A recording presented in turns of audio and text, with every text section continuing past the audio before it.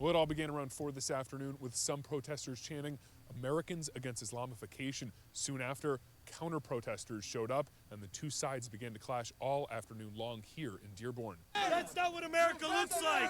Anti-Islam demonstrators clashed with counter-protesters Tuesday in one of America's most Muslim cities as a group of a few dozen marched towards Dearborn City Hall shouting Islamophobic rhetoric. How are they coming to us and saying that we're all about division, we're all about Sharia law? They're coming here giving us nothing but hatred. The dueling demonstrations all stem from when Anthony Hudson, a Republican candidate for governor, falsely said that there was Sharia law in Dearborn. He later walked back those statements. If we're going to bring these people together, then we need to lead by example and come down here, put boots on the ground, walk with these people, and show that we can come together. Hudson led a march with supporters of his advocating for his slogan, Fix Michigan. But it was another group of demonstrators, not condoned by Hudson, on that same route that stirred the pot. We don't respect you. We want you out of our country.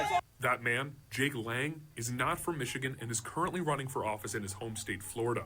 He was also pardoned by President Donald Trump for his involvement during the January 6th riot. Tuesday night, he attempted to burn a Quran and then taunt counter-protesters with bacon. A heavy police presence kept an eye on the dueling protests. We did see one person being led away in cuffs, and we're working to find out what, if any, charges he'll face. Now, other counter-protesters we spoke to told us that they hope what happened here today sheds some light on what they're calling hateful demonstrations from people outside of Dearborn who are mischaracterizing this city. Reporting here in Dearborn, Heath Calb, CBS News Detroit. Well, shoot, if you had told me I was a CBS affiliate, no wonder it's so liberal, so left-wing bias, so full of misinformation and lies. Like, I mean, again, the guy who said there's no Sharia enforced in law in Dearborn. Yeah, that's right. It's not on the books, but they're enforcing little private courts in their own segregated communities. This is what the media doesn't tell you. There is Sharia law in every Muslim community that you see in America. The problem is they're only enforcing it inside their own little communities. You know, if they were like Mormons and lived off the grid and had their own little communes where they didn't go out and bother anybody, it'd be very, very different. The problem is they're running for office. They're trying to gain power. They are trying to bring this stuff in. And again, these Sharia laws that they're following within their own little communities, they go against American law. So they actually are breaking American laws.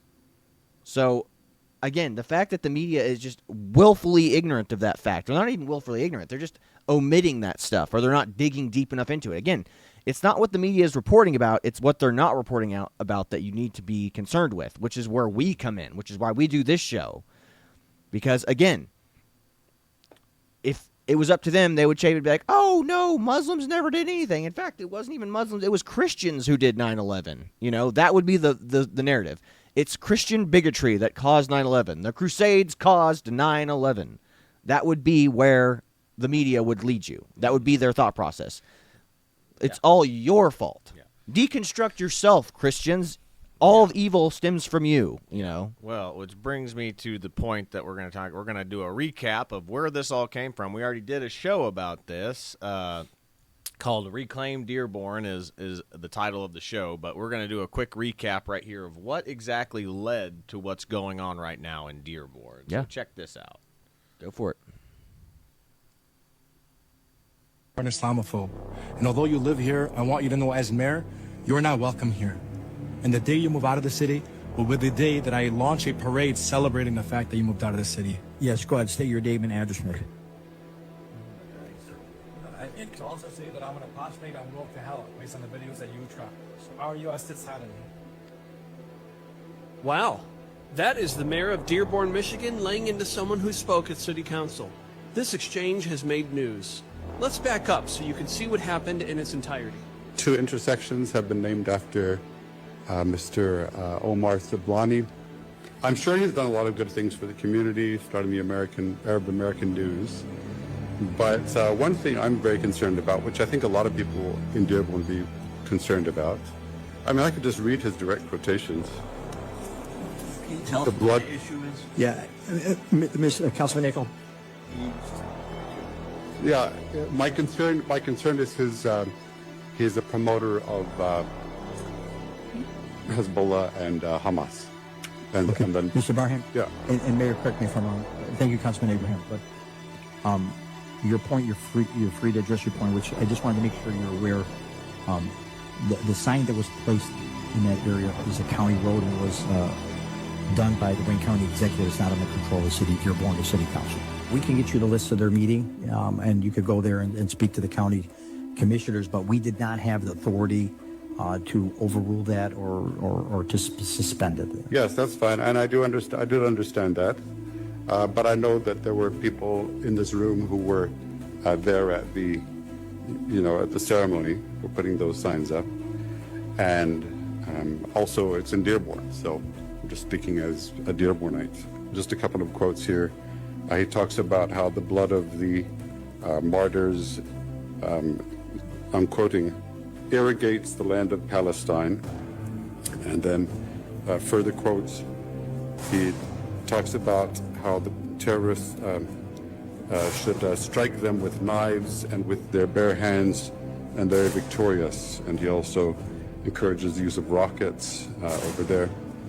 And then another quote from 2022, "We are the Arabs who are going to lift Palestinians all the way to victory, whether we are in Michigan and whether we are in Jenin." So the reason why I mentioned this is that it sounds like he could be inciting violence in Michigan.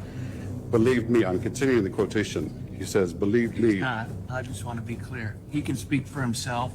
Well, this is I'm going to stop you because he's not a violent person, and you can interpret his words any way you want.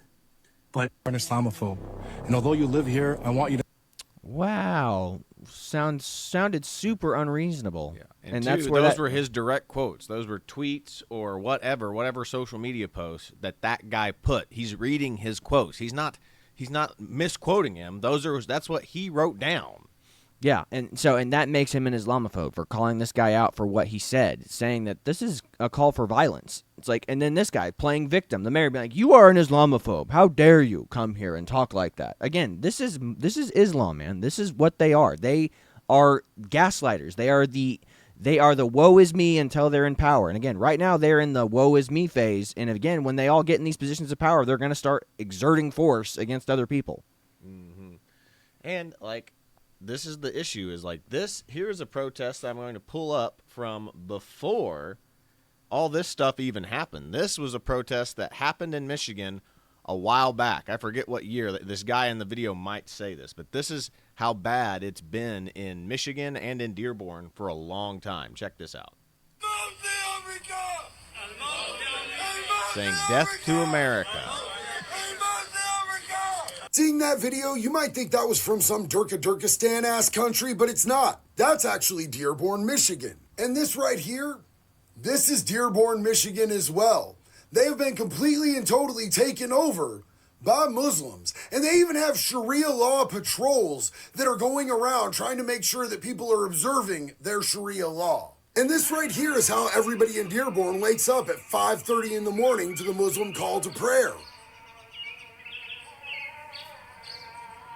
I have a better That's being one played of that. over loudspeakers from mosques, interrupting every single person that lives there's mornings. And I am a strong advocate for everybody's religious freedom as long as it's not impeding upon others. But the mayor of Dearborn told residents that are Christian that they are not welcome in Dearborn. If people want to come to this country, adapt to our culture, intermingle with our culture, absolutely welcome. If you want to come and impose and impede on our culture and take it over, absolutely the fuck not. This is exactly what's happening in most of the Western countries over in Europe, and we need to stop it from happening here before it's too late. Yeah, again, this is what happened. We have become doormats. This is what happens when your only virtue is niceness.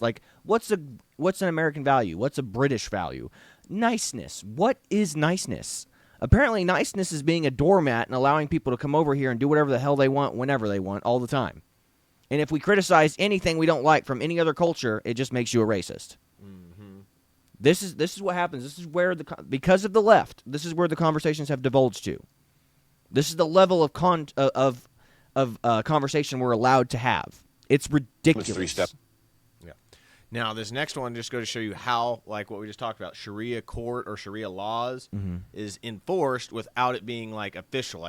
They don't have an official Sharia court set up by, through the United States or anything like that. But they're holding this and they're doing Sharia law through themselves, their self-community. It's no different than gang culture. Yeah. It's like the black community policing themselves. It's like going, hey, you better not talk trash about, Dookie shoes over there. He'll come out and get you. It's like they're going to handle it themselves. They're going to handle it within their own communities, and you're never going to hear about it. Yeah, which this guy breaks down what happened. He says, believe what he talked about here is in Detroit.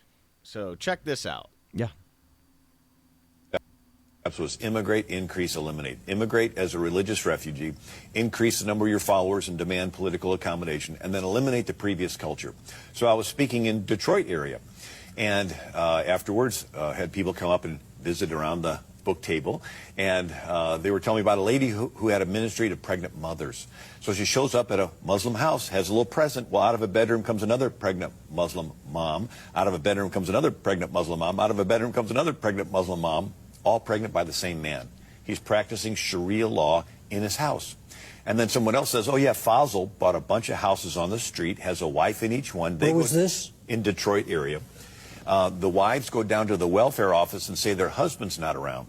He goes and visits them, and the more kids they have, the larger the checks get. And he's living like a king at state expense, and all the kids playing in the middle of the street are his children. He's practicing Sharia law on his block.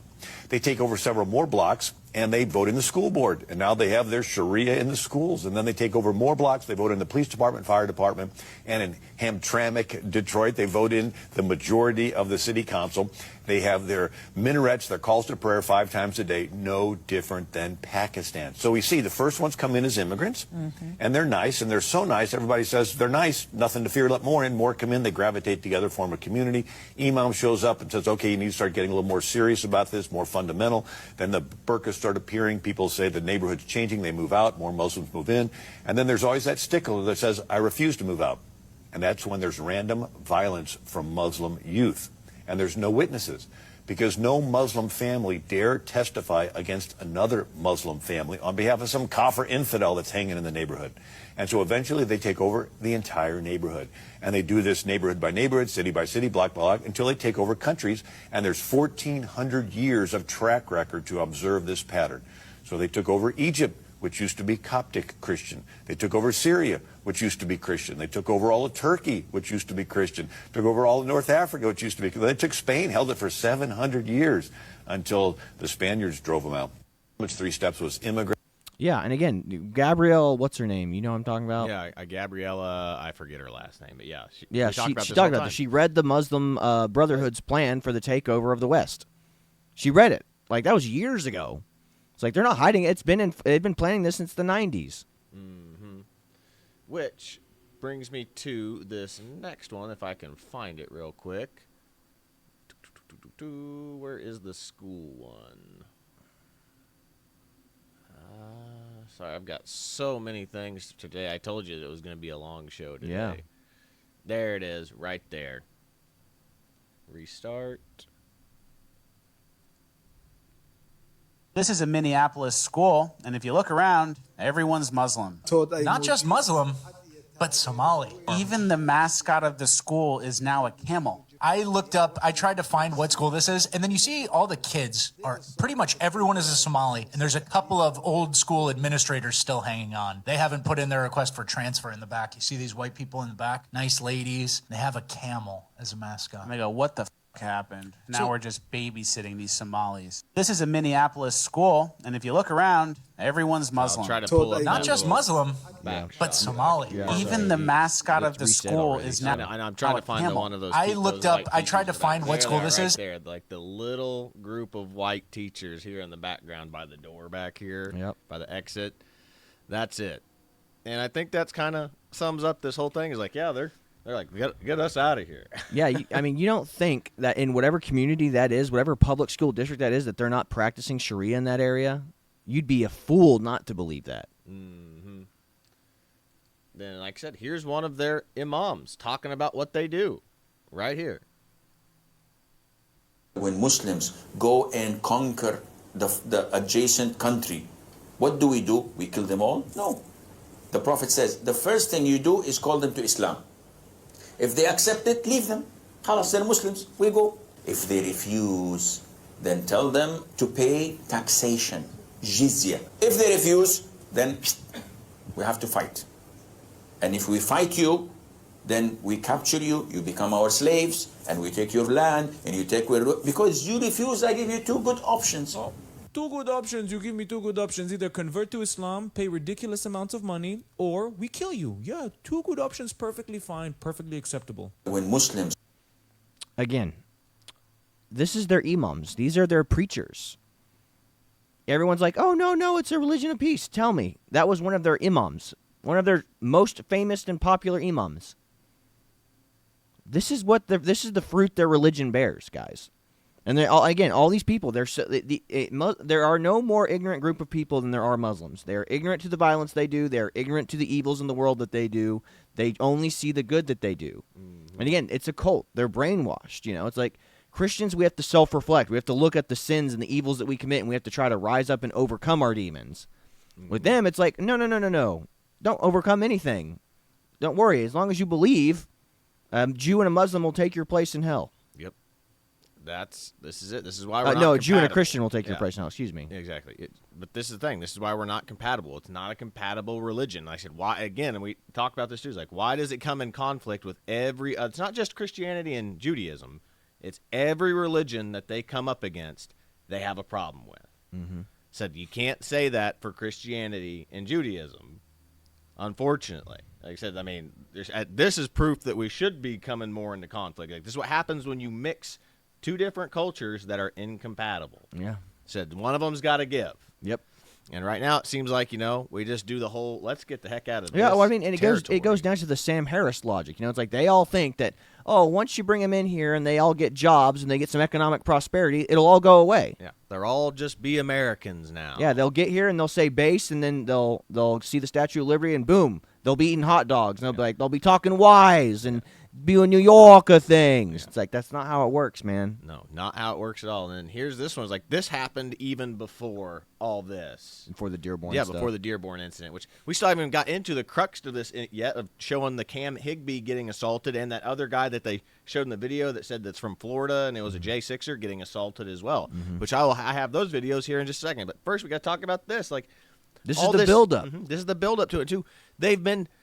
Minnesota is the lead funder of terrorism in Somalia, as we've just found out from this video. Check this out. News: a massive scandal has just been uncovered in the state of Minnesota, home to the largest Somali community in the United States, almost 90,000 people, where people were lying and falsely diagnosing children with autism to receive taxpayer money from Medicaid. The number of autism claims have exploded in the state, from $3 million in 2018 to almost $400 million in 2025. Total fraud. Within the same time period, autism centers skyrocketed from 41 to 328, many of which are in the Somali community. They would then funnel the money to Somalia through an informal network called Hawalas, because the country has a poor banking infrastructure. And a lot of those taxpayer funds would end up in the hands of a terror group called Al-Shabaab, making Minnesota the largest funder of the group. Pure insanity, but politicians in the state don't want to talk about it because they don't want to offend Somalis, fearing they'll lose some votes. Join my Discord to talk about it. Yeah, I mean, this goes to show you. It's like, remember that guy that was running for office, the one that's like, he looks like I am the captain now guy. You know what I'm talking about? Mm-hmm, the one that what's her name, Ilhan Omar was trying to help run. The only reason he lost was because there's tribalism within the Muslim tribes of Somalia there. So like, there are different tribes, and they didn't vote for that guy because he was part of a different tribe. They didn't want none of the other tribes wanted to vote for him. Yep. Yeah. So you have clan rivalries within a country. Mm-hmm. That's crazy. That's how many Somalis there are here now. Yeah. Absolute insanity. And two, like I said, here's the thing. It's like, so the people, they're saying that Al-Shabaab is what, like, displaced most of these Somalis and why they came to the United States, and they're funding them. We have Somalis that are funding the people that supposedly they were fleeing from in Somalia. So these people need to go back home. We need to immediately deport, denaturalize, decitizen all these people. Yes. They need to go. Anybody involved in donating to this, like, I mean, we can't even say that they can claim ignorance. They need to go. If you are not a natural-born citizen in this country, you have to be deported if we find you doing uncouth stuff. If you have bad behavior, it's like, oh, they'll be fine. It's like, no, you get one shot and you're out. You got to be a net positive to the U.S. You can't be a burden. And all these people that we import are just burdens. Everyone's like, no, Elon Musk is an immigrant. It's like, yeah, Elon Musk is not like the other immigrants that are here. Yeah. Like, that's retarded. It's like all the immigrants that come here are like Elon Musk. They become billionaire. They have billionaire ideas, and they're all doctors and lawyers, you know. Yes, it's so pathetic, man. Which brings me to this one. Like, I even forgot about this one. I forgot I had this one in here. It was like, remember, one of the funniest headlines in the last few years: a sense of betrayal. Liberals dismay as Muslim-led city bans pride flags. So awesome. Again, they're not your allies. Like, they'll take your help, they'll take your votes, but they're not going to stand with you in the streets. They are not your friends. This is what we always talk about. These people are not your friends. They are not your allies. But we'll get to what's been really going on. So here we'll start off with Cam Higby's little video right here. Here is Cam Higby. I fast forward it to the big incident right here, but Cam Higby was following around a person wearing an America First hat on the Muslim side of the protest. Like I said, the Christians are on their side of the street, the Muslims are on their side, and a Christian America First guy goes over to have a dialogue with some of the people over there, and and the Muslims are chasing him off. I guess I will show like a little bit of that at the beginning. Let me see what timestamp this is at. So they're at 3:30 is where Cam Higby gets pepper sprayed. So we'll start over here. So here's Cam Higby following around this guy, just trying to have a dialogue with these people, and these people just run up to them and tell them, "Get out of here!" You know, they just go absolutely insane for this guy just trying to have a conversation with people. He doesn't want to talk to you. Get the fuck back over. Get walking, Nazi. Get fucking walking, Nazi. These guys aren't Muslim. Yeah. They're just Antifa pro-Palestine people. I'm not trying to be a quarter. I just want to open dialogue. Keep going, motherfucker. Keep going. So that's what's going on. Like, this guy eventually just gets chased off. He gets sick of just dealing with the dudes and walks away. And then we have Cam Higby gets pepper sprayed by that same dude, the dude wearing this little pro-Palestine flag hat. Get that camera out of my face or I'll take it from you, okay? That's where he gets pepper sprayed right there.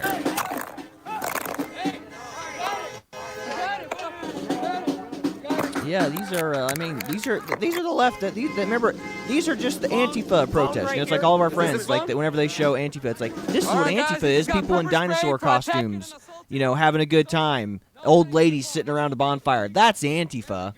No, this is Antifa. Like, if you think Antifa is the stuff that I just said, you are retarded. You're not paying attention, or you are in a left-wing bubble of lies. Yeah. This is what Antifa is. This is what Antifa does. So they grab Cam and they pull him into their, I assume this is their RV. Like, I think he came with a group of, like, Who's journalists. Cam Higby? Cam Higby is the guy that's been going around doing the Charlie Kirk college campus talks. That's the guy who's like literally just started going around the college campus, and he decided that he was going to go to Dearborn, Michigan, and go check out this pro-Christian protest against Islam over here. Gotcha. And you'll see a bunch of other faces here that you'll recognize here in just a second. There's that girl. That girl's a journalist there. She was with Cam. There's the guy that I'll show you here in a second. That's the Florida congressman that was a J6er. Shows up, and then there's that young kid that goes around to places too. Not Tyler Rivera, but the other younger one, the white kid. You'll see him here in a second. But there's a bunch here hanging out that are coming to check on Cam here in a second. Just don't rub it. Just stab. Just stab. Open. So there's what's his name. There's the congressman guy right there. You can see his vest. He's wearing a plate carrier vest, but doesn't look like there's anything in it. So he's just wearing it for funsies, I guess. All right, boys. We're in deep. We're in deep. Our boy just got pepper sprayed. We're in deep, guys. Listen, Christianity is the religion of peace. Islam was spread by the sword. As you can see here, they will attack us. They will. Kaylin. There he is. There's that young kid. Is my live on, Kaylin? You'll recognize him. I don't know his name, but you'll recognize him. See that kid right there? Oh, yeah.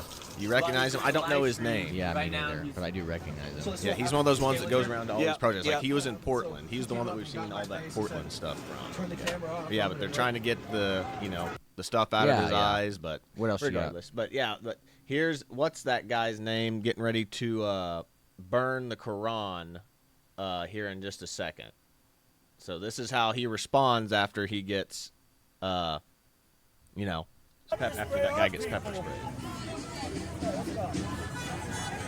So they want to pepper spray our people. We'll show them what's up.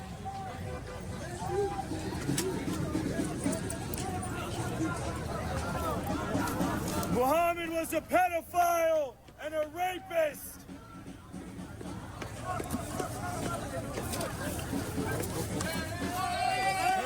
Come burn it, man. You can burn it. No, son, you can burn it. Again, nobody would care if they were burning a Bible. Nobody would care if they were burning the American flag, the Constitution, you name it. But yeah, can't burn on Quran. You cannot burn on Quran. But a religion that doesn't have, he just got popped, didn't he? They're throwing stuff at him. They did not hit him right there, but they're throwing stuff at him. Yeah.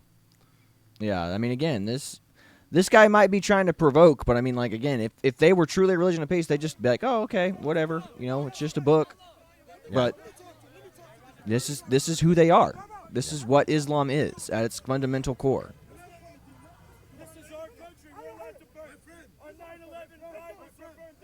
Yeah, but regardless, like I said, this just delves into ridiculosity. But yeah, then we have where.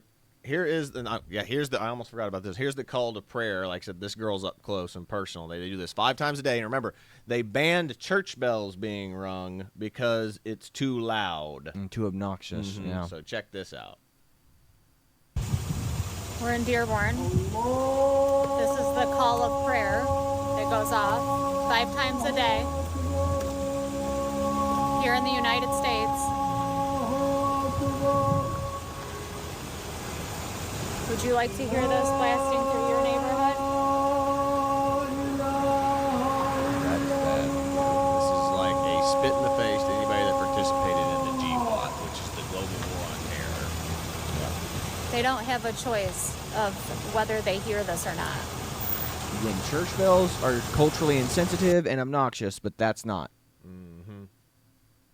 100%. It actually goes against city ordinance. You're not allowed to use electronics. Like, church bells are not electronic. They're bells.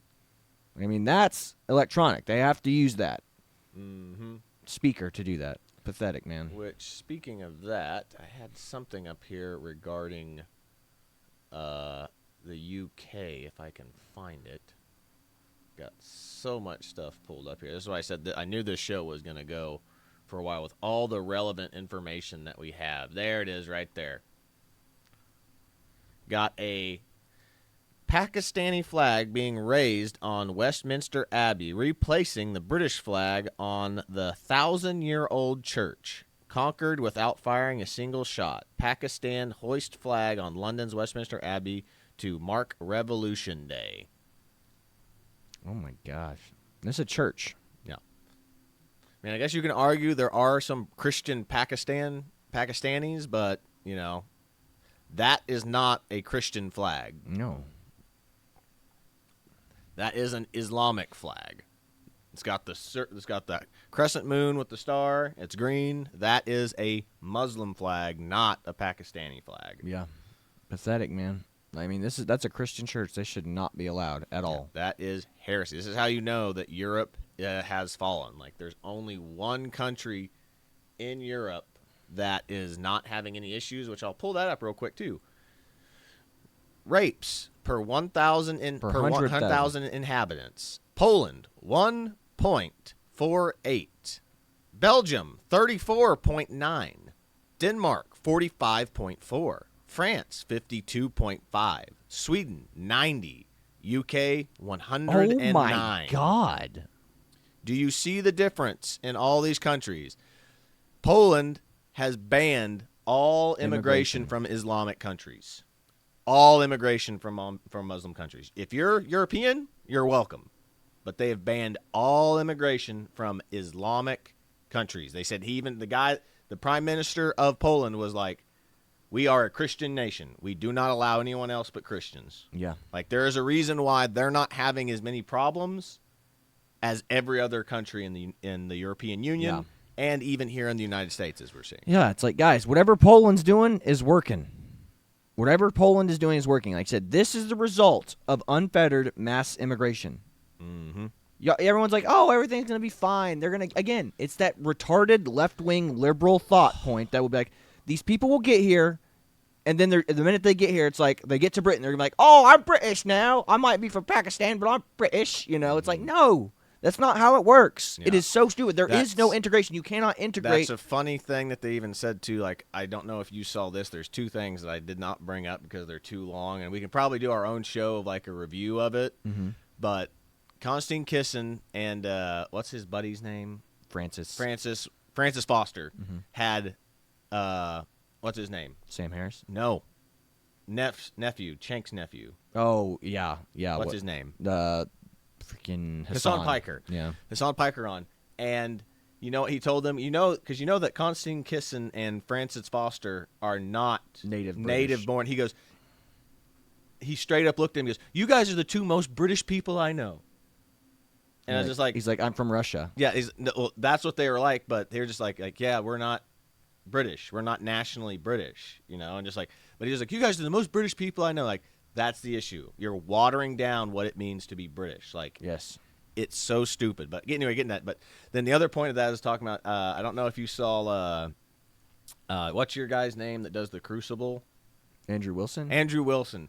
He went on and debated a Muslim at the thing, and he talked about how he's going to come at me like Muslims aren't as tolerant as as all this, and he's going to become as liberal. And he's like, nope. He went after them, saying these people all marry their first and second cousins. They're inbreeding, and they're all retarded. Like their IQs are 70. Mm-hmm, their IQ is at 75 for all Islamic nations, which is borderline retarded here in the United States and any other Western nation.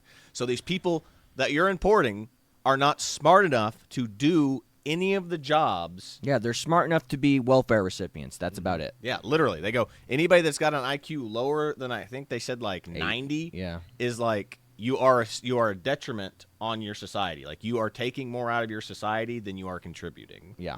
Which is insane to think about. Like we'll have to do a whole review of that. But anyway, and you wonder why, again, that everyone's moving here and the Islamic world is dying. There is, exactly. If the Islamic world is so great, why is there not a mass influx of people going to Islamic countries? Why is it only a mass influx of people leaving Muslim countries? You can't keep saying, it's the Crusades. The Crusades socially and emotionally crippled us. It's like, get wrecked. We didn't even stay there. Like, you guys, like, we only won the first crusade. The second crusade we lost. The third crusade was a draw. And then the fourth crusade was a loss. Yeah. Like, what are we talking about here? Yep. Like, they act like they like, the only thing that happened, the only way the crusades were successful was Muslims were thrown out of Europe. That was it. Like, we didn't reclaim the Holy Land but one time. Yeah. Exactly. But next one we have here is that guy, I forget his name, but being punched, Jake Long, that's right, Jake Lang, being punched by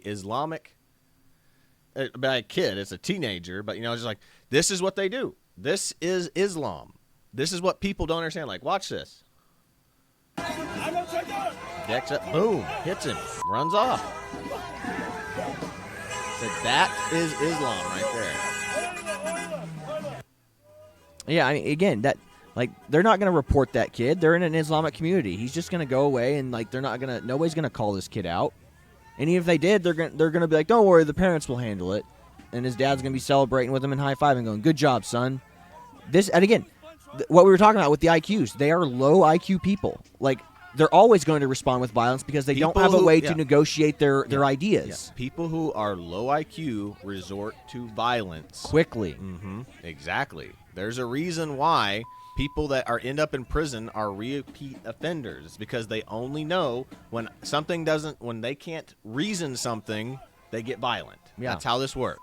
That's how it's always worked. Again, you have to remember, guys, if you can shatter someone's worldview, like, it physically hurts them. It physically causes pain, even if it's not like even if you don't hit them. Like, if you could prove to me God didn't exist, it would physically hurt me. Like, it could probably bring me to tears. It could emotionally hurt me. Like I would not be able to function for a while. Like it would take a lot of it'd be like no different than like if your husband or wife died. Like you would have a hard time processing that grief, even though it didn't affect you directly. They know that emotional and mental anguish does cause your body physical pain. Yes. And that's the thing, is like what your body and you as a person naturally tried to avoid pain. Mm-hmm. So like if something's hurting you, like I've got to hurt this person back because this person is obviously wrong. Yes. It's ridiculous. And again, in Islam, hurting people is justified.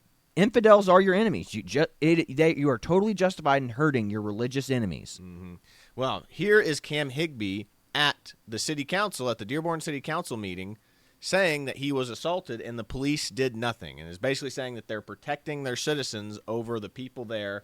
And in his case, a journalist, because he's not there to debate. He wasn't there to debate. Mm-hmm. He was just there asking questions and being a journalist. And remember, it's like, oh, it's free speech. It's free speech. Like it's free speech until violence takes place. Exactly. So check this out.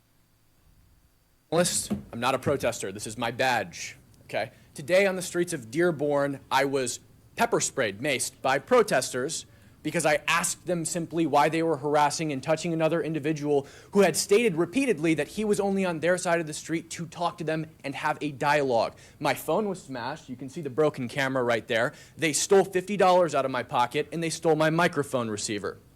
I went and I told one of your officers, badge number 3668, that this had happened. He told me there was nothing that could be done about it unless I went to the station. I told him, I can't go to the station. I'm working. I'm doing my job. He said, I'm working too.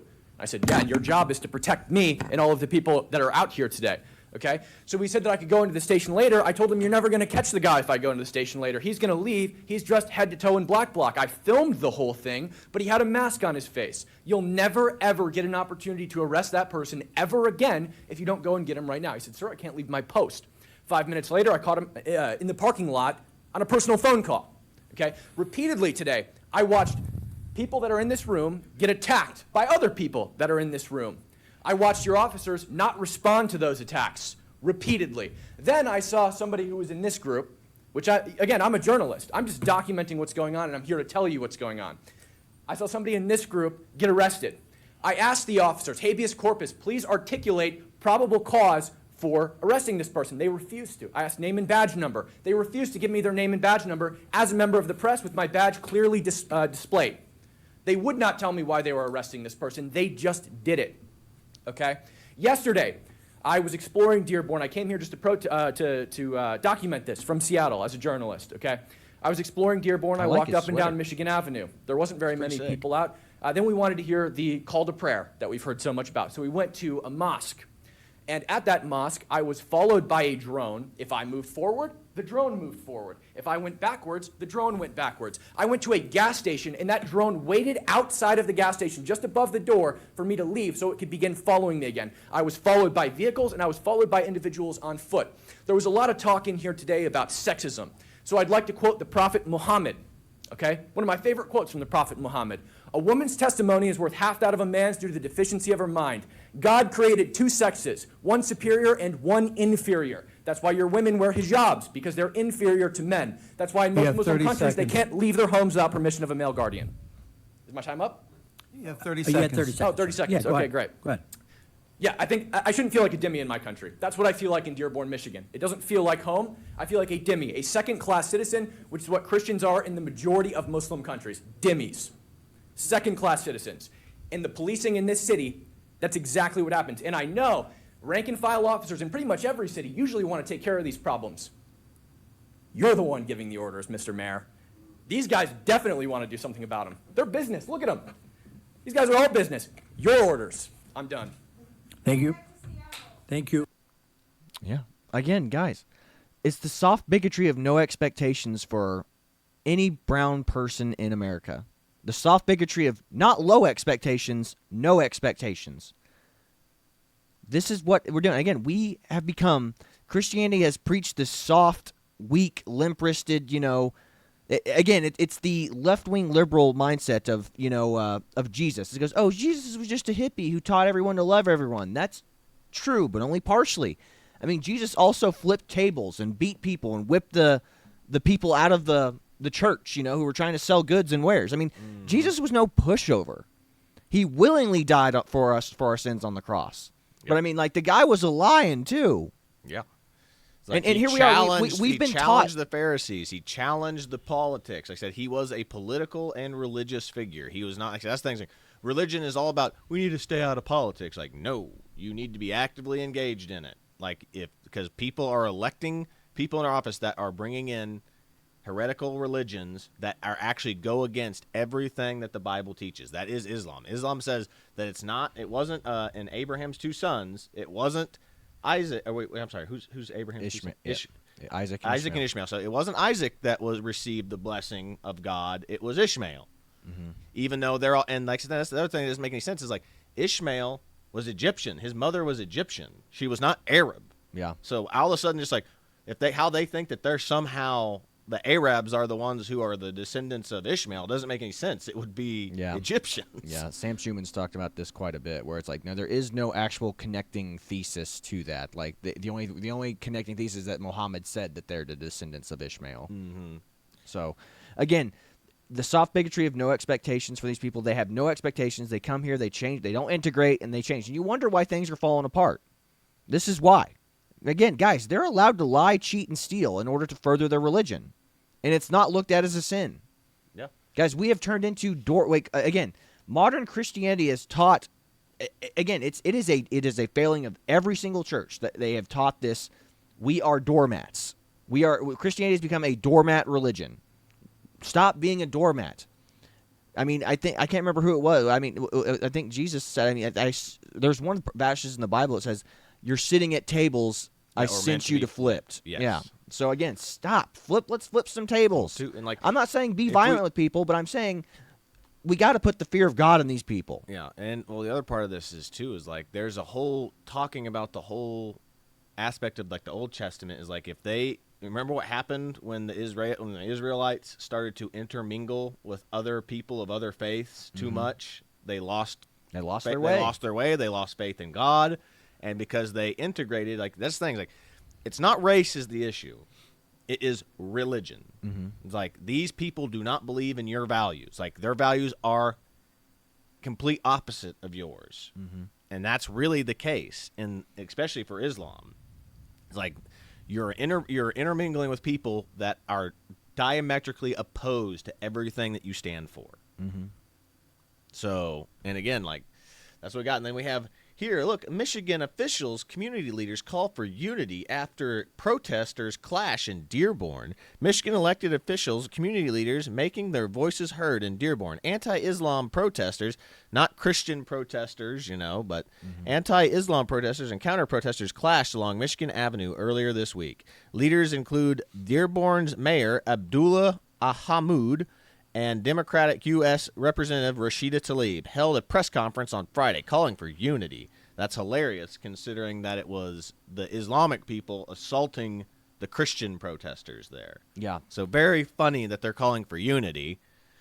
Let's see here. Tlaib said that our neighbors know that we do not deserve this kind of violent and hateful rhetoric we witnessed on Tuesday. The dueling demonstrations on Tuesday stemmed from Michigan's Republican gubernatorial candidate Anthony Hudson falsely claiming that there was Sharia law in Dearborn, and Hudson later walked back those statements. And again, lies, manipulations, media. Again, words are violence, but violence isn't violence. You know what I mean? Words are violence. So this guy going, I don't like Islam, and I think it's bad and incompatible with the culture. That's violence. Those guys, Cam Higbee getting punched in the face and pepper sprayed. That's not violence. That's justified violence reacting to their violent words. Yep. Exactly. Look here. Other people in the crowd included Jake Lang, a Republican who's running for U.S. Senate in Florida. The CBS News Detroit was at the scene when Lang threatened to burn a Quran and taunted counter demonstrators with bacon. That's hilarious. Yes, That's hilarious. Yes, it is. Our crews also captured screaming matches along, then pushing and shoving between the two sides. It never really ever says which side ever starts it, and we know which side started it, as we saw from Cam Higbee's footage. So it's always the Islamists attacking the other people. And as we saw from Jake Lang walking down the street with his sign or whatever, he got punched. He didn't attack that kid. That kid attacked him. Yeah. There is no video footage of the opposite happening. And two, remember, that Jake Lang guy, that was his Quran. He bought that Quran. That guy stole his Quran. His to burn. Exactly. If it's legal to buy an American flag and burn it, it's also legal to buy a Quran and burn it. I mean, the only time you see people cheering, so like if a Antifa person bought an American flag, took it to a protest and burned it, that's his property to burn. The only difference is, like, it's like everyone goes, what about whenever those guys go to baseball games and Palestinians go to baseball games and run out in the field and try to burn flags? That's different. They've already broken a law, so they're not entitled to keep their property once they've broken the law, especially set fire on a baseball field. Yeah, setting fire in a privately owned stadium. Yeah. Like, you're not allowed to set a fire in a baseball stadium anyway. I mean, Yeah. If you're not allowed to smoke in a freaking like baseball stadium anymore, you're definitely not allowed to light a burn fire. an American flag, yeah. Exactly. Let's see here. Our hearts are broken. The victims of this ignorance and animosity, hatred. The Imam Muhammad Ali, who gives a crap, leader of the Islamic House of Wisdom, told CBS Detroit. They see they're only getting one side. This is what we always talk about. They're only getting one side of the issue every time. Like, they've interviewed Rashida Tlaib, the mayor, and all these Islamic groups that are They're nearby. acting like this just this fell out of the sky. Like it started today. It's like this did not start today. This counter protest didn't fall from the sky. Mm-hmm.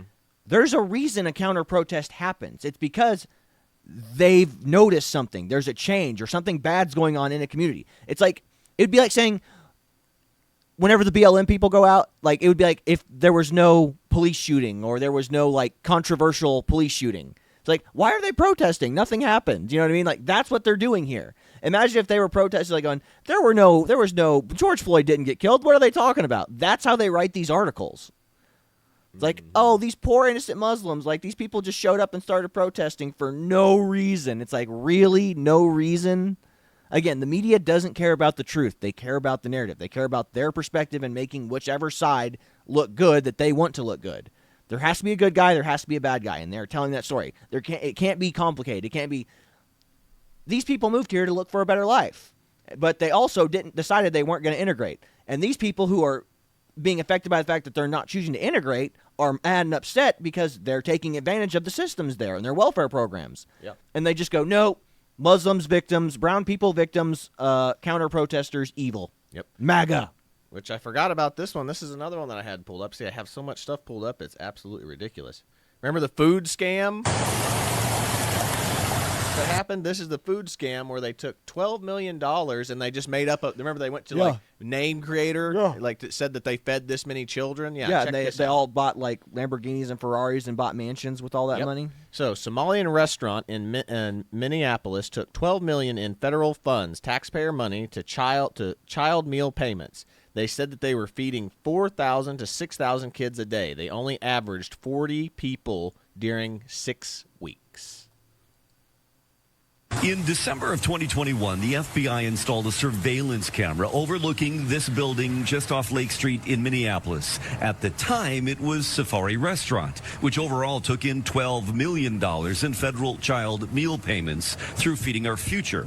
Safari's former co-owner, Salim Saeed, is on trial alongside Amy Bach, the Feeding Our Future executive director.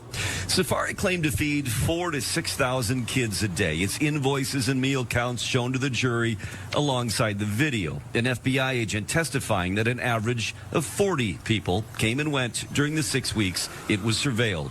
The FBI set up a total of 12 cameras at sites claiming to serve extraordinary numbers of meals. Another was at a deli in St. Paul, also registered by defendant Salim Saeed, which claimed 1,800 meals per day.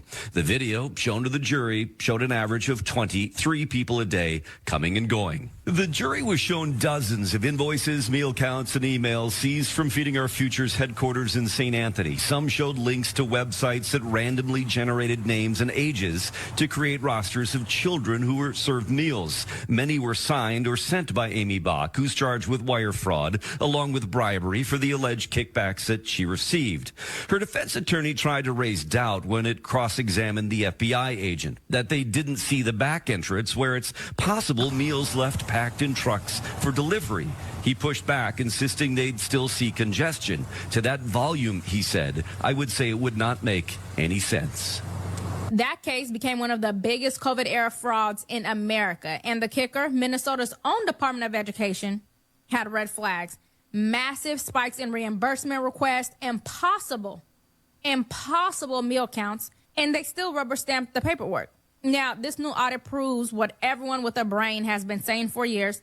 Incompetence starts at the top. When the governor's own office is sloppy with receipts, how can he possibly keep his agencies in line? Republican Senate Leader Mark Johnson said it perfectly. Quote, sloppy accountability at the top breeds waste and abuse everywhere else. And he's right about that. You cannot preach fiscal responsibility when you are overpaying employees, losing state property, and mismanaging vendor payments.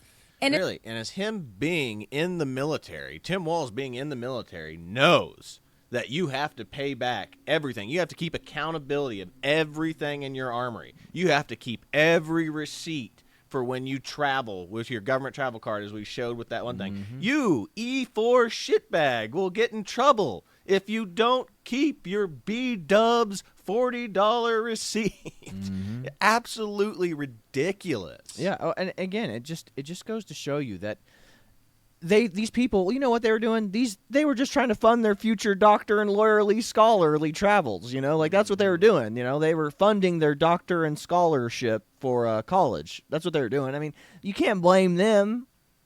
Yeah. It's not their fault. They're just innocent baby angel Aladdins who are trying to, better themselves. I mean, that $12 million went to go to his college education fund. Yeah, no kidding. Not to those Lamborghinis and Ferraris they were buying, not the mansions. Not the beachfront property in other countries. Yeah. They needed that money so they could fund their becoming doctors and lawyers. Yeah. Well, check this one out. Here again, we bring this back up because, again, most of the people going on SNAP benefits are all Muslim refugees. Check this out. I wouldn't say refugees. Just Muslim immigrants. 42 million people in this country that need food stamps on a weekly basis. And we're saying people deliberately instead of Americans because most of the people that are on food stamps aren't even from this country. Pause it real quick. 45% Afghani, 42% Somali, 34% Iraq, 23% Haitian, and 59 of the illegal aliens are collecting SNAP. Look, and if you are one of those welfare queens, this should piss you off. That's your SNAP fund. That's your SNAP money going to feed illegal immigrants. Yeah. It's like not only are they taking your jobs, they're taking your SNAP benefits. Yeah. Pathetic, man. Yeah. Absolutely insane. See what else we have here. It's ridiculous how much stuff I have. Oh, yeah. Our Constitution was made for a moral and religious people. It is wholly inadequate to the government of any other. President John Adams. That's why you got to like John Adams still. Yeah. Make America Christian again. Christ is king. And true, like I said, the thought of there being like Islamic folks in, government would have blown the founding fathers' minds back in the day. Yeah, Jefferson would have been like, you mean those people I went over there and created the Marine Corps for? Yeah, exactly. Yeah. What are you talking about? You mean those people that kidnapped all of our sailors and were stealing millions of dollars worth of goods? That I literally created the United States Marine Corps to go fight and stop them. That's where the leatherneck term comes from. It's from the shores of Tripoli. Good Lord. That is the Marine Corps anthem, is literally talking about that. Yeah, Thomas Jefferson would be rolling out his hand like, what? Yeah. What do you mean they're here? Oh, my goodness. Oh, yeah. Breaking news. Minneapolis sheriff says he's a police officer and Somalians first in the United States and abroad. So let's check this out. Wait, what? Yeah. Oh, great. It's all in Somali. As Somalian police officers, we work for you, Somalians. Day and night, we stand for you and serve you. As you know, we came to this country as refugees. There were no Somalian police officers. So now that we've been hired, it means that we're working for our own people, the Somalis. We understand the culture, we understand the language, and we understand the way of life.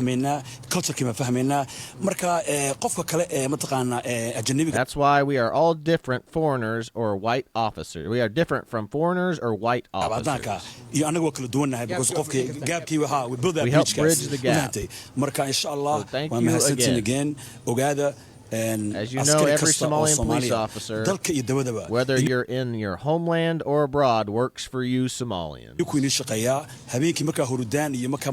When you are asleep at night and you are resting, we are the ones protecting you.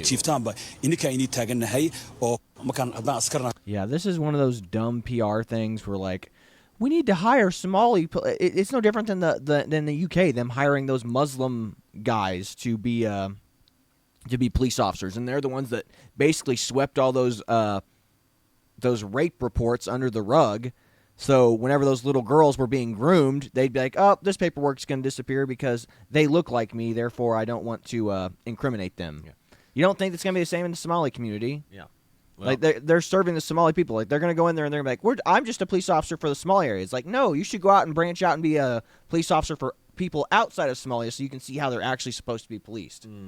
Exactly. But no, they're going to, again, they're going to give them little sweetheart deals and sweep things under the rug.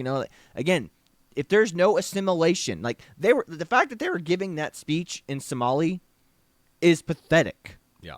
Like they should all have learned English by now. I don't know about you, but I actually, because I'm getting them a lot more lately, I get pretty upset when I get a commercial in my YouTube feed or anything else that's in Spanish. Yeah, I'm just like, why am I getting this? Yeah. Why if the algorithm is making things more in tune to me, because they're keeping track of you and they're seeing what you look at and all this other stuff, why am I getting stuff in Spanish? Yeah. So something's off here. Here's this next one here. It said, Imam starts crying describing people ate bacon in front of him. The Imam from South Florida University with care at the press conference expressing how Christians committed the horrible act of eating bacon in public. After the prayer ended, we look up to see them taunting us in our faces with bacon.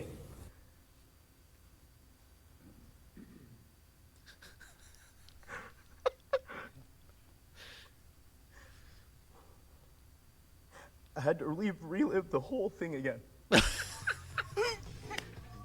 After the prayer ended... Could there be a more faker outrage right there? I mean, look at those fake crocodile tears. It's like, they're eating bacon in front of us. I mean, good God. Again, they moved to this area. They moved to America. You supposedly know what Americans do. Like, if you're moving to the country, you think they would at least look in to see what we eat, what we do, our way of life. No. Oh, my God, I came here, they were eating bacon. Saw them eating bacon. Now, sure, they can say they were doing it in jest to, make fun of them. But, again, how is that really making fun of you at the end of the day? Like, they're doing something that you're not allowed to do. That's haram. It's like, these people are allowed to eat bacon, and they're rubbing that in your face. It's like, big deal. If you've never had bacon, you don't know how good bacon is. So what are you worried about? Yeah. How does it affect you? You're crying like it's something that you can never have again. It's like, it's like sticks and stones. And again, this is a classic Islamic crybaby, Islamophobia-ism. It's like, oh, we're so oppressed, we're so marginalized. How could we survive people eating bacon around us? It's like, guys, these people are pathetic. Yeah. I mean, it's all fake, though. It's all fake to generate outrage and sympathy and show that, show people that, oh, see, American Christians are evil. Like, that's all that is. It is it is the, what do you call it, the perception war. Yeah. The media perception war. Mm-hmm. Perception is reality. And if Muslims are the victims in the media, they will be the victims in reality, even though they're exactly the opposite. Yep. Next one I have pulled up here is imagine being dead for 24 years because a bunch of Muslims flew a plane into the World Trade Center, and now you're watching every city you died every city that you died in elect a goat effing jihadist to lead it. Absolutely horrifying. They're rolling over in their graves, and at this point I'm saying they're not wrong, because This is absolutely true. Like, the people that committed the violence on 9/11 are now starting to take over positions of power. It's like, never in a million years would you have thought this. Like, this is a slap in the face to anyone that participated in the Iraq and Afghanistan conflicts. Yeah, and this just goes to show you that there's not enough mass deportations happening. Like, Yes. I mean, like, again, I think we should kind of go the India route. You know, it's like going, you have to renounce your Muslim, your Islamic religion in order to come here at this point, because, like, there is one religion, again, that is incompatible with the West. It's like, oh, sorry, anybody's allowed to come. You're allowed to have religious freedom, except for the one religion that doesn't allow any religious freedom. Now, this one I thought was funny. It's got a remnant of truth in it, but I just thought it was funny. White people have a simple choice to make: be conquered, enslaved, raped, and genocided while being called racist, or 2, reclaim your nation and your dignity while also being called racist. It's that simple. It is. It is. And again, and thank God we've gotten to the point where the term racist means nothing now. I mean, the left has used it so much. They've used it so much. The word literally means nothing. It means nothing. Yeah. And 2, these are the same people. Like, it's like what everyone always says: the left is going to be the left no matter what. They will call us racist. They're going to call us fascist, Hitler, whatever. Like, the Democrats, well, it's the exact same philosophy that Islam has, the exact same philosophy that the Democrats and the left have against the right. It's like, just call them the worst things in the book. Tulsi Gabbard and RFK are proof of this. They are both lifelong Democrats. And guess what? They're fascists, racists, and misogynists too. Yeah.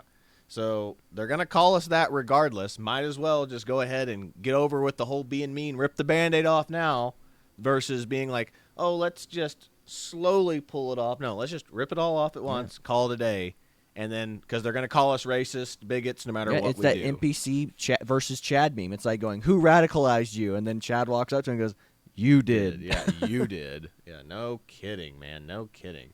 What do we have next here? Oh, yeah. And this is what we were just talking about. 85% of the world's refugees are Muslim. Not one of the 56 million countries, 56 Muslim countries. 66 Muslim countries, sorry, are taking in refugees. 11 of these countries are the richest in the world. If Islam is so great, why are Muslim countries not taking care of their own? You just don't understand the cultural differences between the sects. It's like, okay, so what? So our country can handle the cultural differences? It's like, clearly we can't. Yeah. Clearly the UK can't. And 2, again, it's the thing we always ask. If their countries are great, why is there not a mass influx of Europeans, and even, it doesn't even matter, not even Europeans, Asians, Central Americans, or, Hispanics going to Muslim countries in the Middle East? Why is no one from any other country being like, yeah, let's all go there? It's literally the only people going there are people being hired to do, like, the infrastructure jobs, usually, like, in oil. It's usually white people that go over there, work for like a year or 2 to help with their infrastructure stuff, to try to keep their economy running. Yes. That's it. Most countries don't have, like, especially Middle Eastern countries and African countries, don't have a word for infrastructure. Yeah. They don't. Yeah, absolutely they don't. This next one I thought was great. They want dog-free zones for Muslims. I prefer to have Muslim-free zones for dogs. That's true, man. Because remember, this is the thing that's actually happening. In the UK, there are people that are living in predominantly Muslim areas, or at least Muslim areas that are being run with Sharia, like, what are they called? Community watchers, that are telling people, you cannot walk your dog here. Yeah, you can't walk your dog in the park, in the public park. Like, I mean, that's pathetic, man. Which is why I'm all for the people that I'm hearing that are walking pigs now. Right? Yeah. I think that's awesome. Yeah, because they're not going to come they'll cut your dog's head off because they can touch the dog. They don't like touching dogs, but they will. They cannot touch pigs. They'll have to get guns and shoot pigs. And if they're in the UK, they're already going to jail if that's the case. But speaking of, like they're going to call you racist no matter what, the programming is complete when white people protest white people for being white. Yeah. Again, this is kind of one of those Christian things that's like kind of taking it too far. It's like they've deprogrammed Christianity to the point where it's like going, we have to self-reflect and look inward. It's our fault. It's like the nature sin. But they've gone so far where it's like going, not only is it my fault, it's my race's fault. It's like, no, it's like we look in, it's like, no, and the sin that you commit, it's your fault. You have to look and make your changes from within. But it's like they look out. They go, I've changed on the inside, but everyone else is the problem. You know? No, exactly. That is why Christianity is the best religion. It's like it's saying, look inward to yourself, not outward to everybody else. I mean, that's literally. This is how you know that social justice stuff is demonic, because it goes look outward and then come in. Whereas it's the opposite of the Jordan Peterson and the Christian philosophy is look inward and work your way out. Yes, again, it's you're perfect the way you are. You have to do your job fixing everybody else. It's like, no, it's like, again, the biblical parable. Take the beam out of your eye before you take the splinter out of someone else's. It's like, fix yourself. Exactly. And then if you can fix yourself, you can start worrying about the problems of the world. That's the social justice philosophy, though. It's climate change is the most important thing in the world right now. We have to focus on that.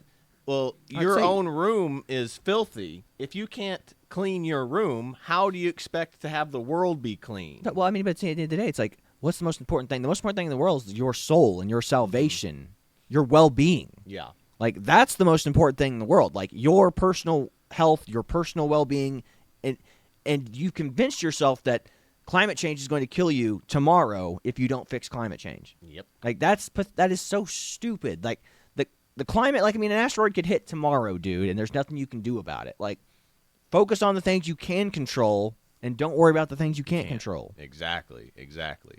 Next one I have here is a ex-Islamic girl talking about taqiyya, so that way you can actually get an understanding about what it is. So check this out.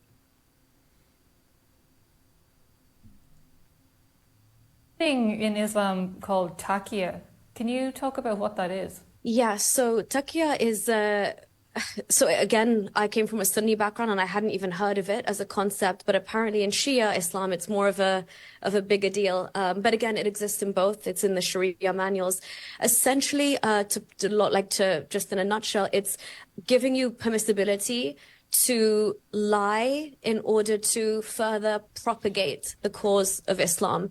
So essentially, in order to make Islam look good or to, keep its PR in check, if you will, you're allowed to bend the truth, and you're allowed to hide and mask your identity and your real intentions and your real objectives in order to further Islam in any way. In any way, so there's no moralistic boundaries to that? Not that I'm aware of. If the end goal is that it will further Islam in any way that's positive, that's anything is okay. Okay, and if anyone would like to... Again, folks, Christians, we're not allowed to lie. We're supposed to pursue what is good, righteous, and beautiful, and true. Like, I mean, that's following Christ to a T. Again, there is no moral foundation as Islam. The moral foundation is, hey, as long as you're furthering the cause, you can lie to people. Like, no, women have a lot of rights in Islam. They have the most rights in Islam. And then anything but whenever the Islam takes over. It's like, if they had all the rights in the world, why would they be wearing the burqas all the time? So again, they're allowed to lie, cheat, steal, and kill, and it's all morally justified. Murder is not morally justified. Self-defense is the only thing that's morally justified in Christianity. And again, that's why the Crusaders fought. They were a defensive war. It's like they were at Constantinople, and they were like, hey, we're gonna lose all these churches, and Christianity's not gonna be a thing. And then the Pope was like, I guess we gotta do something about this, don't we? And it's like, yep, absolutely. Assemble the armies. Assemble the armies. Yeah. All right, here's this next one, and I love this. This is people who like to take quotes, just take quotes and use them out of context. The issue is Christians, when a Christian takes something out of context, or one of these, what I call the New Age Christians, take a quote out of context, like justify homosexuality. It's like you literally, if you keep reading, it'll debunk whatever they're quoting in the long run, and that's why Christianity and the Bible is good. Then you have Islam, who does the exact same thing, because they take quotes out of context, but then you finish the whole context of it, and it turns out that they were lying to you the whole time. And this kid does a great job debunking that with the whole, are Islamic people allowed to beat their wives argument? And this is great. Watch this. Islam. Wait a second. In Islam, you can't beat your wife? But what about Quran chapter 4, verse 34, which literally commands Muslim men to strike their wives? But let's take a look at the verse that you gave. You claim that it says, never strike women servants of Allah, and that's Hadith 2146. And if we go to that verse, it does say, do not beat Allah's handmaidens. But then people start saying, but women can be emboldened towards their husbands, and Muhammad gave permission to beat them. The very Hadith that you gave, where you claimed that it says, do not beat your wives, literally commands Islamic men to beat their wives. I would also like to point out the fact that it says wives, as in multiple wives, and that is because Islam also teaches polygamy. We can turn to Quran chapter 4 verse 3, which says, marry other women of your choice, 2, 3, or 4. But it gets worse because this verse is actually talking about orphans, as in children. I guess that's probably how Muhammad justified marrying a 6-year-old, and this is straight from the Hadiths. Prophet married her when she was 6 years old, and he consummated his marriage when she was 9 years old. Many Muslims will try and say that it didn't actually mean 6 years old, but the Hadiths actually tell us that Aisha, the girl Muhammad married, used to play with dolls in the presence of the Prophet, meaning Muhammad. So going back to this video, yes, Islam says that you... Which that is haram if you're over the age of puberty. You're not allowed to play with dolls anymore. Yeah. So that goes to show you, that's one thing that I remember listening to somebody's like, yeah, only children are allowed to play with dolls, because once they get old enough for the puberty, is like, nope, you're a mother now, you're a woman now, you do the wifely duties and chores now. Yep. Again, there we are, guys. This is the religion of peace. Mm-hmm. And if you don't like it, you're a bigot. Yeah, let's see if there's anything else at the end of this. Can beat your wife, but it also says that your wife can be 6 years old and it's okay to beat her. Make sure she's playing with dolls while you do it, though. God bless. Not Islam. Maybe we judged Islam a little too harshly. Maybe they are the religion of peace. Yes, as in there's a piece of you over there, and which brings me to this next meme, Corey, which you're going to love. Where's Hagmid instead of where's Waldo? Oh, Ahmed, no! I thought you would Oh, like that is good. That is good. really good. Where's Ahmed? Where is Ahmed? Allah Akbar! Allah Akbar! Yeah, it's playing some copyrighted music there. Otherwise, I would listen. I was surprised it wouldn't be like that. Islam, like let's listen to it just for a second, just to see. Yep. No, of course. It's popular poppy music. That's yeah. lame. They should have just done the Islam stuff. And again, and supposedly Trump is a fascist, remember? Trump is a huge fascist, but yet he invited Zoran Mondani into the White House. He's this huge fascist that won't talk with anybody, but here he is meeting with Zoran Mondani in the White House. Yeah. Shaking hands with him, for Christ's sake. You mean he's a fascist racist and he let the brown guy touch him? That's crazy. I know, like, ew. What we got next? Oh, yeah. Love these guys going and debunking Islam in these schools still, man. This is why the Charlie Kirk stuff, I love these guys doing the Charlie Kirk stuff. Yeah, I view the state of Israel Oh, never. as colonizer, and you don't. And I see the entire Middle East that has been colonized and Arabized by Islamization. I see them as the colonizers. Okay. So you're telling me one country in the middle of a million of the other kind is the one that's all of a sudden the oppressor? What about the Christians in Egypt? What about the Christians in Iran? What about that seems to be any your other main religion in argument. any other country in that region? Do you agree that that entire region has been Arabized and colonized by the Islamists? If Islam started in Saudi Arabia, now all these countries are Islam. So what happened there? Was it a peaceful takeover? I view the state of Israel as colonizer, and you don't. And I see the entire Middle East that has been colonized and Arabized by Islam. And again, that's true. I mean, guys, Islam was started and spread by the sword in what? Arabia. Yeah. In So the it's 7th century. So I mean, again, there is no. We have to apologize for colonization when they were the original colonizers. Yeah. Not to mention, remember, the Jews colonized all over the place too. It's like they went from one place to the other. They were nomadic people. Every single race and group of people were nomads. I mean, the cavemen were nomad conquerors and colonizers by that logic. You know what I mean? Yeah. So basically you're just blaming human nature. Colonization is human nature. Get over it. Yeah. Oh, yeah. Don't forget, I meant to show this during, that whole, rape stats in Europe thing. But here's that underwear. So this ad is for something called anti-rape underwear, and it's being sold all over the European Union now. This is an ad from Spain talking about it. Because the rape has gotten so bad, that you now need to wear underwear that you can't cut and you can't take off, just so that you don't get raped. This is the new thing. This is the new invention. We thought by 2025, you used to have cartoons where you were going to have flying cars and you were going to have all these beautiful futuristic things. Instead, we're literally just trying to make sure Africans don't rape the women walking around Europe by making them wear underwear that you can basically cut a knife through at any time. This is insane. This is sick. Of course, they're selling like hotcakes in Germany because everybody's getting raped every 10 seconds in Germany. This is the new reality. This is the new life that they've made for us. And I'll tell you, we really could just fix all of this. You deport the migrants, you don't have to wear these rape-proof underwear. Yeah. So they'd rather make underwear that prevent you from getting raped. We went from the Me Too movement to let's let people roam the streets of Europe that are so low on impulse control and so absolutely disgusting and savage that the European women now have to buy anti-rape underwear instead of just deporting the freaking scum that are doing the rapes. You know, you don't need anti-underwear if you have deportations. You don't need anti-rape underwear if you have remigration. You get the freaking sub-Saharan migrants who have 68 IQs off the streets, and you don't need anti-rape underwear. This isn't rocket science. Or you could just let people carry Am guns. I living in the Twilight Zone? So this ad, or guns. Yeah, you could have a Second Amendment. You could let people carry guns. Or number two, I mean, again, you know, not even number two. So again, guns solve this problem. Arming women solves this problem. You know what else?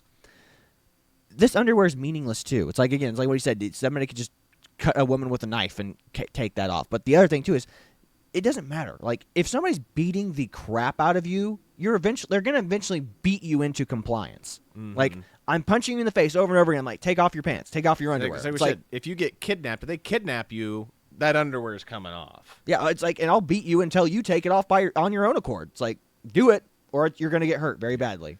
So this is what I said. Guns would be an easy fix for this, and two, deportations would be an even easier fix for this. Because again, that's what they always play this game like, oh, but the citizens, they're citizen rapists too. Yeah, but not at the levels of the immigrants. It's never at the same levels of the migrants that you're bringing in. Mm-hmm. Like, yeah, yes, we need to take care of our own citizens, and when our own citizens commit crimes, we lock them up. The difference is yeah, the citizens of your nation will be locked up for that crime, but because these poor migrants and refugees don't know any better, no, they get a slap on the wrist and they're back on the street because they don't understand our laws. Yep. They don't understand what they're doing. It's like, if they don't understand your laws or what they're doing or the consequences of their actions, they don't need to be in your country, period. Yeah. Well, I mean, number two, it's like, what do you mean they don't understand your laws? Like, don't you have any type of integration process for these people? Mm-hmm. I mean, for God's sakes, at least put them in a baseball league and make them play with, like, people from the country. Good Lord. Yeah. All right, here's this next one, which I thought was absolutely insane. Conspiracy theorists were right again. Biden and Harris administration gave 9 million illegals Social Security numbers, including at least 6,000 terrorists. That's insane. Remember, they can't vote and they don't get Social Security numbers, yet we all knew that was bull crap. So let's guess check that might this out. explain that Biden bump there in 2020. Yep. So let's check this out. Be working to make sure that individuals who got Social Security numbers in this country should be using them for the right things, and they shouldn't be on our benefit programs.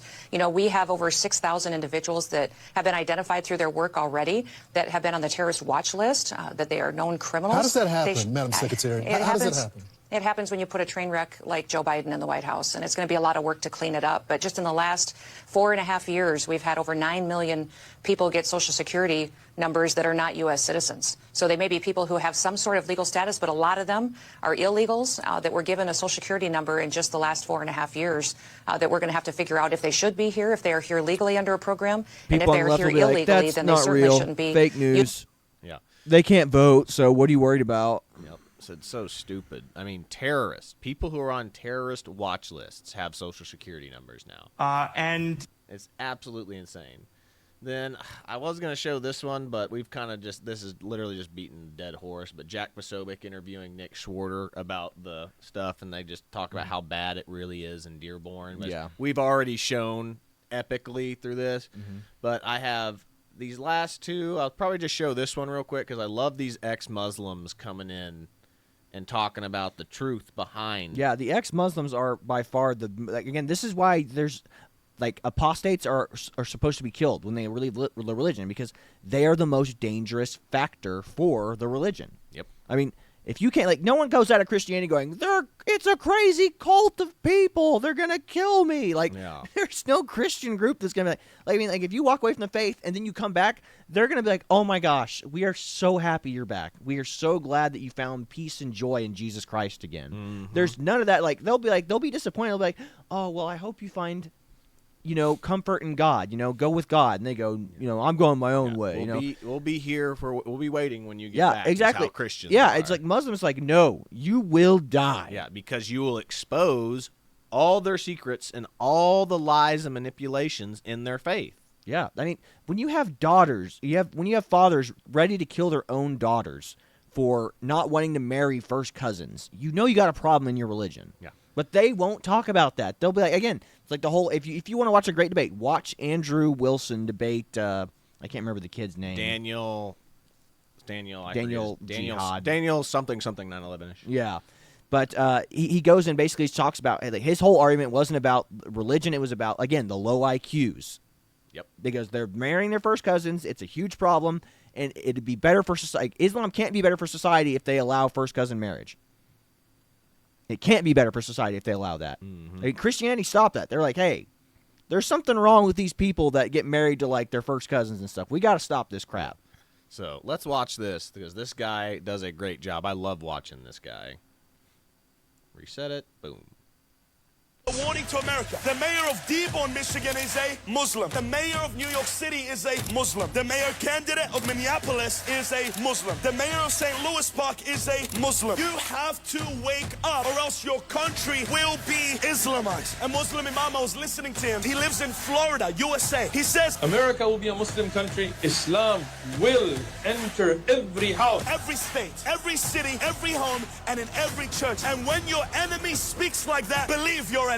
I am rebuking that Muslim imam. I am rebuking the spirit of Islam. And we are declaring that America belongs to Christianity. The UK belongs to the God of the Bible. Australia belongs to the God of the Bible. I am warning Australia, UK, and America. Stop mixing with foreign gods. That was the warning of the prophets in the Old Testament. Stop mixing with the foreign gods. A warning to America. Yeah, good. Well said. I mean, again, hopefully it's not just empty words, but that's what I'm afraid of. It's like everyone think, we watch a YouTube video and we're all like, I'm inspired now. It's like, but what are you going to do with that inspiration? Are you going to join your city council? What are you going to do with that? You know what I mean? Yes. Yeah, that's the big issue that we're having is we're good. That's what everyone says. The conservatives are good at getting the message out. But then they don't. They're bad at They don't have a organizing. follow-up plan. Yeah, they don't have a follow-up plan. It's like, okay, now that we've got the message out, we need to get you elected to the school boards to stop these, pedophile books being put in. We got to stop you from allowing them to have Muslim education days. Yes. At school. Mm-hmm. Exactly. You're not going to be having any kids do the call to prayer at school. Yeah. Exactly. We're not going to have that. Exactly. I don't know. Like I said, yeah, I agree that there has to be a follow-up from here on out with conservative messaging. It's like, okay, what's the plan of action? Here's the next step. Here's the next phase. It's like being in the military. Here's your first phase line. First phase line is to get the message out. Second phase line is to go to the school board meetings. Third phase line is to, get somebody that's more conservative elected to this to put a stop to the school board and then keep going from there and there. We can't stop. The problem is but that's the thing, is that's what conservatives are. Is once we've been told something's bad, we're like, okay, it's bad. And then we move on. Liberals have to be told something over and over again. It's like, communism good, communism good, communism good. It's like they keep hitting you with it. And then they get their people into they just keep going. Then they get into the school boards and they become teachers, whatever else. They invade the organization. Socialism's never been really tried before. Yeah. God. Yeah. Jesus. Not properly, anyway. Mm-hmm. Again, it's an ongoing war. Again, the problem with conservatives is we get the white picket fence house, or we get our little house out in the country, and we go away and we disappear into the woods, and we go, we did it. We made our dream come true. But the problem is, just because you get your little slice of paradise doesn't mean the battle's not being fought all around you. There's a spiritual warfare being fought around you all the time. You have your own spiritual battles you're fighting on an individual level, but outside in your community, like there's warfare happening all around. Yeah. Spiritual warfare never ends. Yeah. And like same go, but it's the same though. The spiritual warfare never ends. Neither does political warfare. Yeah.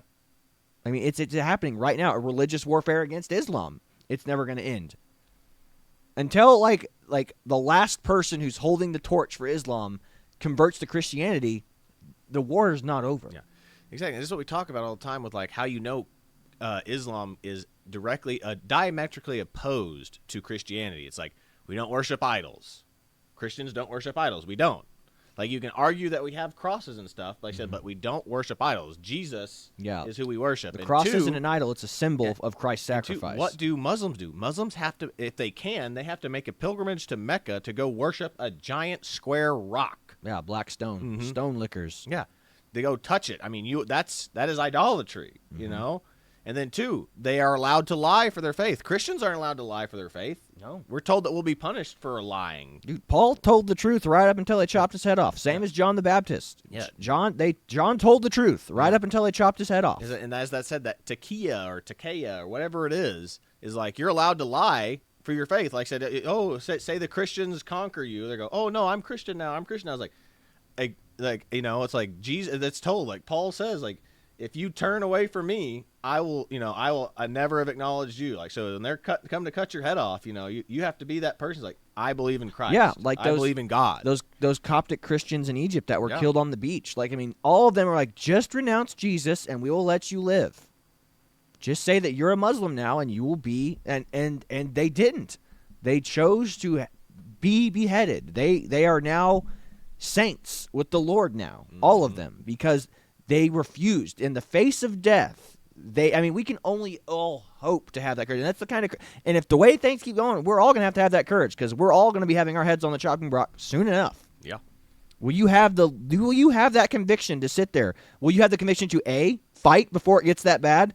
Or are we all going to be led to the gallows and being said, convert or die? Yeah. And are you going to be the one that goes? You saw from that imam that we just showed in the video where he goes, after you invade the country, what do? You give them two options. You pay us tax. You convert. If they convert, they're Muslim. We leave. If they don't convert, they pay taxes. They pay taxes, we're good. We leave. If they don't refuse to do both, kill them. Yeah. That's literally straight from the imam's mouth. Mm-hmm. So like I said, that's how you know that it's diametrically opposed to everything that Christianity stands for. Yep. Everything in Islam is diametrically opposed to Christianity. Yeah. And two, again, you have to worship Muhammad and Allah.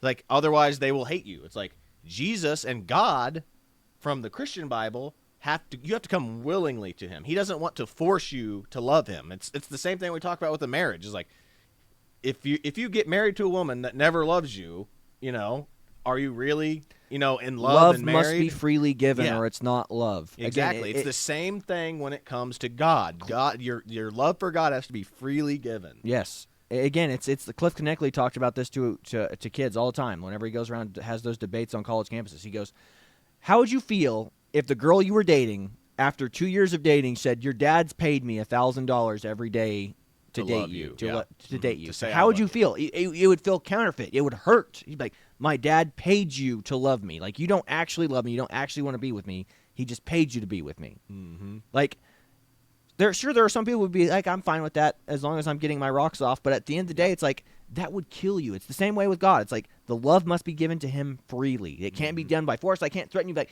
love Jesus or die. It's like, I can't do that. It's like, I couldn't make my wife do that. But that's what Islam is. You have to do that. I mean, you can't even leave the faith. What happens if you are apostate to the faith? You're killed. You have to be killed. Yeah, it's insane.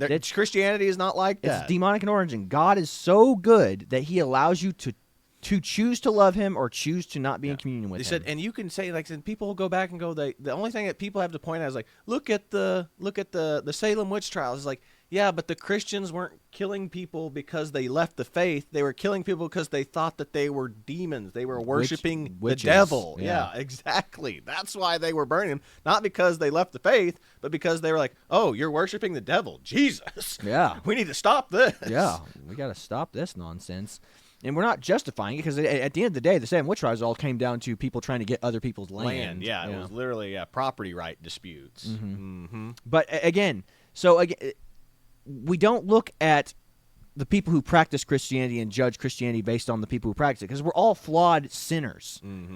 Same goes, we can't do that to Islam. But at the end of the day, Islam is an ideology that is at its core evil. Yes. But like I said, with Christianity, it's like you look at Jesus. Jesus lived a perfect life, died for you. Yeah. That is why it's the only religion where God comes down and suffers along his creations, his children. He knows you. He knows how you feel. He faced all the temptations that we face every single day. Lust of the eyes, hunger, the flesh, whatever you face, whatever your sin, whatever your temptation is, Christ faced it too. He felt it. God felt it. He understands you so well. So, again, he's a suffering God. He's a servant God. That's why we are servants. He understands everything about you. He understands all the sins that you face. And he overcame them. And then he died. He was the sacrifice for your sins. Yeah.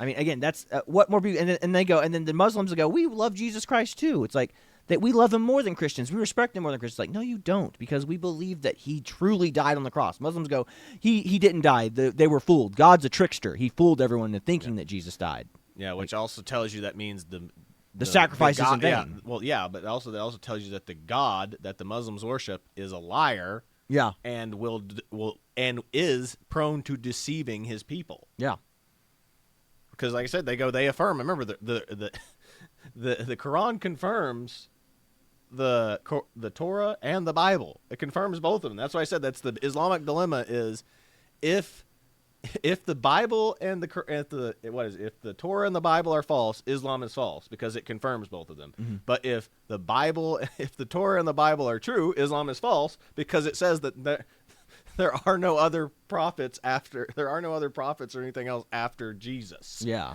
that was the last covenant was Jesus Christ. Yeah.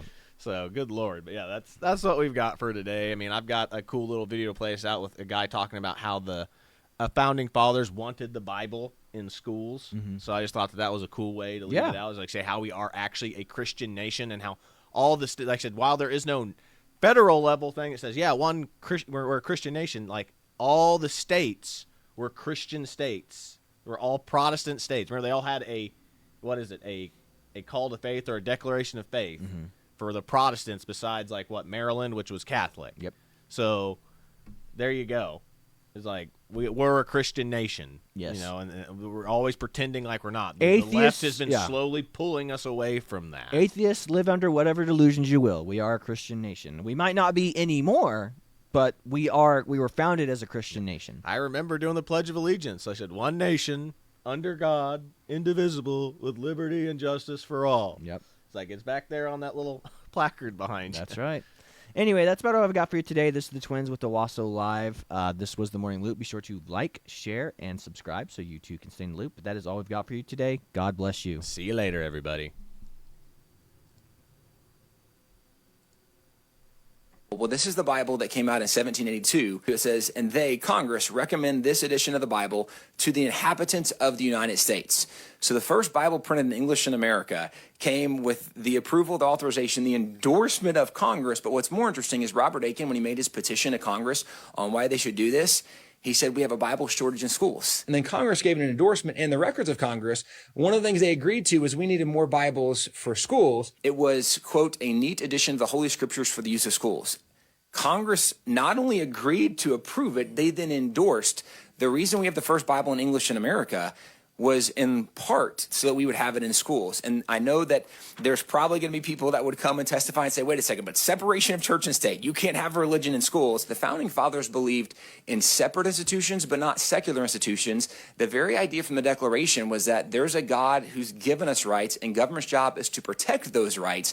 To pretend like we can't acknowledge God, well, then we're risking losing those God-given rights. Well, this is the Bible that came out in 17...